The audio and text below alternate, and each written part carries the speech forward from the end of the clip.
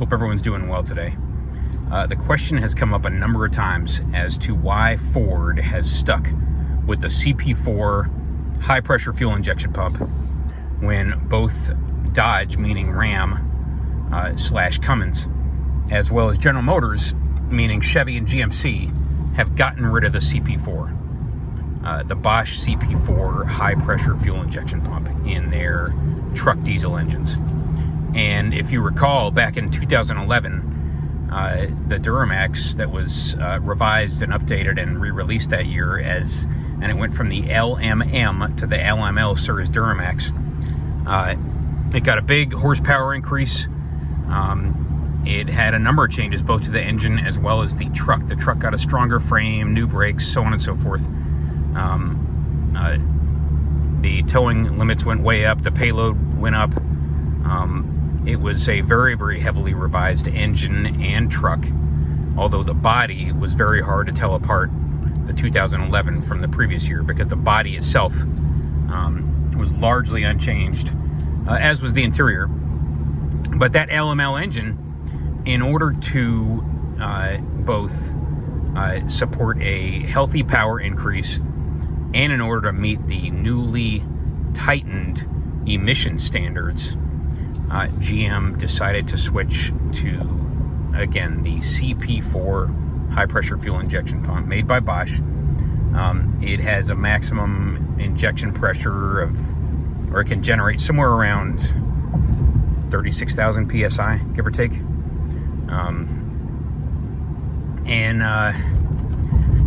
And by generating that much fuel pressure, the injectors can provide a much more, a much finer mist or better atomization of fuel into the combustion chambers, and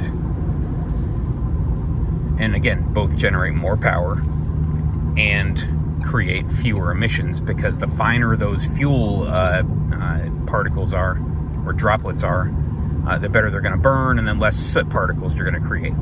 And so that was the reason why GM switched over to the CP4 that year. However, they started to experience pretty large numbers of failures on the part of that pump. And the reason why is because the CP4 was made for European fuel. And European fuel is formulated differently. It's a lot less dirty. It has a lot more lubrication. And the pump itself, the wear surfaces don't actually get lubricated by oil like engine oil. They get lubricated by the fuel, and they're operating at very, very high tolerances and under very, very high working pressure. And so if the fuel going through that pump is contaminated in the least, either with dirt or debris of any kind, or if there's water in the fuel, then that will create small amounts of wear on the either the cam lobe or the rollers inside the pump, and then that wear will create little particles of metal that break off of the wear surfaces, and that will create even more wear and more metal particles, and there's no way to get rid of them, and they just start circulating through. They go through the pump and out into your high pressure lines to the rails, and then they go through the rails into the injectors, or they go out of the rails in your return lines back to the fuel tank. And so it's like a chain reaction, and once it starts, it's basically impossible to stop, and you only find out about it when your engine turns off and will not turn back on again, out of the blue, with no warning. And next thing you know, you have about a $10,000 repair bill, because you're getting a new pump, you're getting new high pressure lines, you're getting new injectors, you're getting maybe new return lines, you're getting the fuel pump cleaned, you're getting everything cleaned out or replaced in your entire fuel system, and including parts and labor, because these fuel systems are extremely complicated and extremely hard to get to in terms of taking them apart. You're looking at, again, about a $10,000 repair bill. And so there were a healthy number of failures on the part of those LML series engines, like the one that we own, and it got pretty bad to the point where there were lawsuits and so on and so forth. And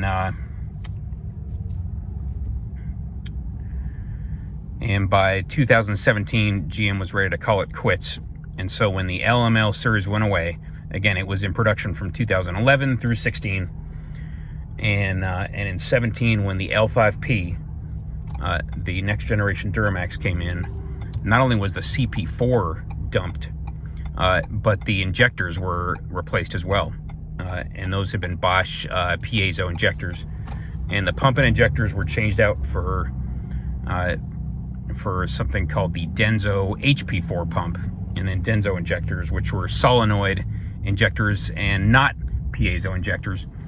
And from that point forward, starting in 2017, GM did not experience failures anymore on the part of that pump or any other part of the fuel system.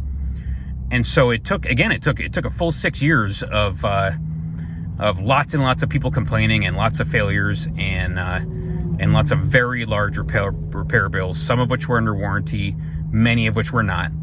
And GM would not honor the warranty in some cases, because the customers had to prove it was the fuel, and it wasn't, maybe GM said, maybe they had put DEF in the fuel tank, or maybe they'd put gasoline in the fuel tank, or maybe, who knows what else. But it created a nightmare on the part of Duramax owners, and a public relations disaster for GM. And so the first chance they got, which was the next revision of the Duramax in 2017, they got rid of the Bosch CP4 pump and never looked back. In addition, a lot of companies came out with kits that allowed you to install a CP3 high pressure pump in your LML Duramax. And S&S Diesel makes one. A number of companies make them. There's something called the Fleece kit. And the CP3, which has a lower peak fuel pressure production, it can only produce, 23,000 PSI. Although ironically, it can actually flow more fuel in terms of total, like, gallons per hour. It produces less pressure. And yet somehow, the companies that made this kit were able to make the CP3 work with that Duramax and make it emissions compliant, and so on and so forth. And so you can actually replace your CP4 in your 6.6 Duramax LML and replace it with a CP3, which is bulletproof. We've got a CP3 actually in our 2003 Cummins 5.9, and that pump, there was an employee of ours who actually put gasoline into the tank, the diesel fuel tank on that truck.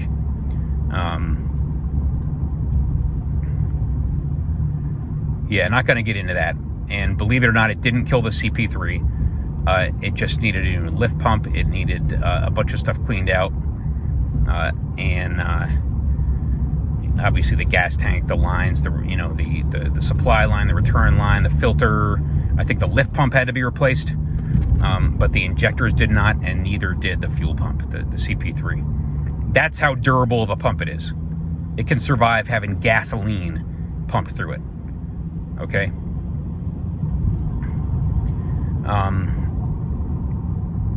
But that was GM's experience with it.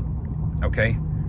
Not to be outdone, when Ram, meaning Cummins, introduced their new engine, their new 6.7 with higher power, higher torque in 2019, when the 5th gen Ram heavy-duty pickups came out, Cummins and Ram went to a CP4.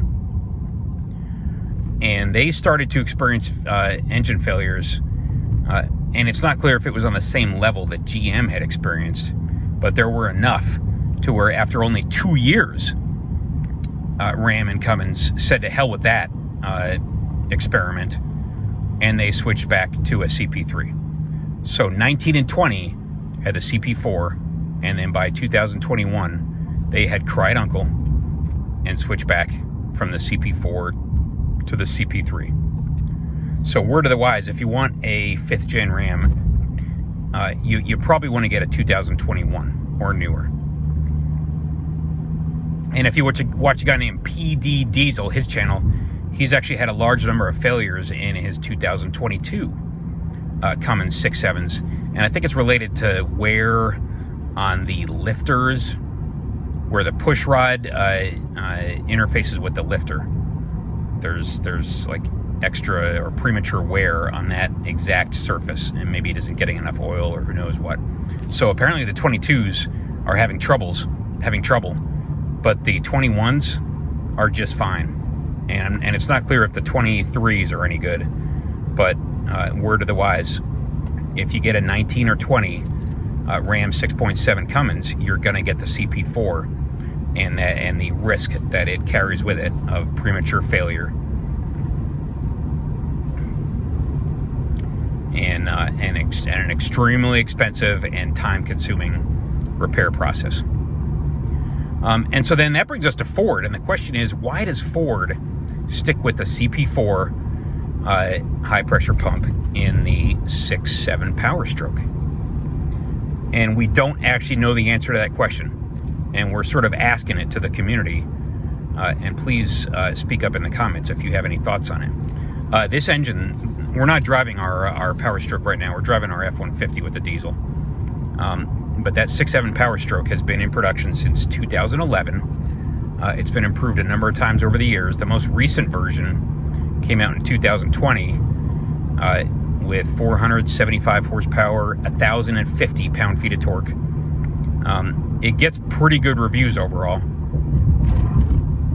And we just got one a month ago, and we've been very, very impressed with it. Extremely impressed with it. It's a very, very strong engine. Just what they call now the standard output 6.7 Cummins. Sorry, 6.7 Power Stroke. There is a higher output version that has been introduced as well. And we've talked about that a number of times. And we had no interest in it. Although some people have mentioned that it's not just a 5% power increase, not just 25 horsepower you get for your $2,500. It's, you know, you get that water-cooled turbo and you get a number of other things. But regardless, Ford has stuck with the CP4 for all these years.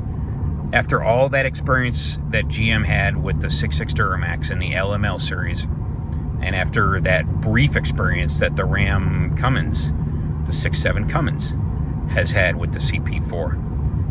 And so the question is, well, has Ford figured out a way to protect that pump?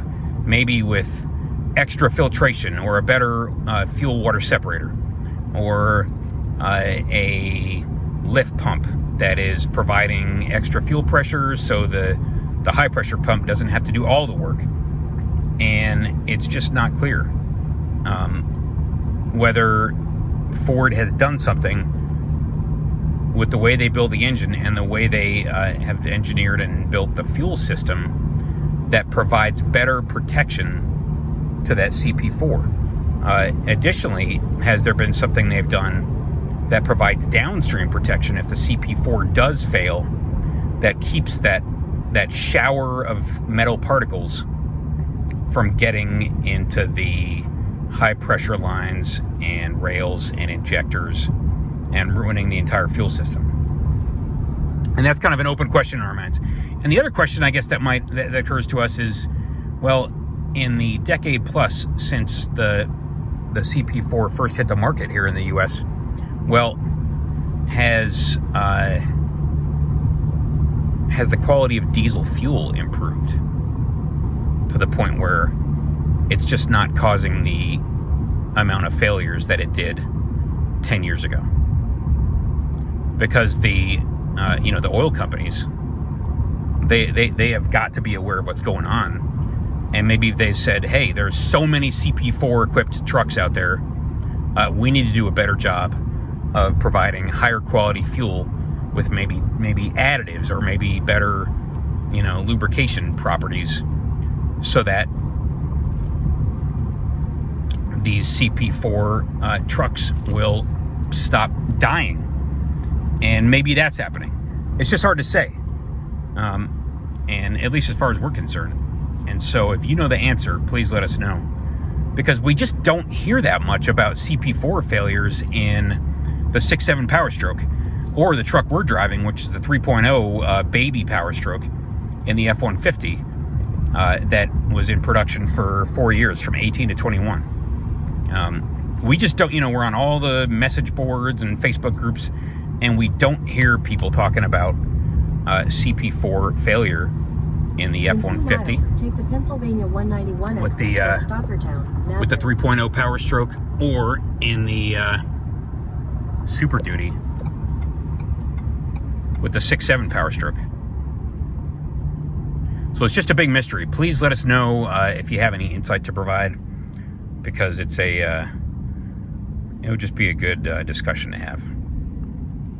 There apparently is not a CP3 retrofit kit that you can get, either for this little engine, the 3.0, or for the 6.7. So you're more or less stuck with that CP4 in this truck, in the Ford 6.7 Power Stroke or 3.0 Power Stroke. Not sure if there's a CP3 retrofit for the 19 and 20 6.7 Cummins.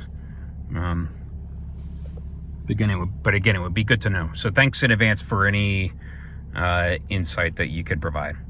And we'll talk to you later.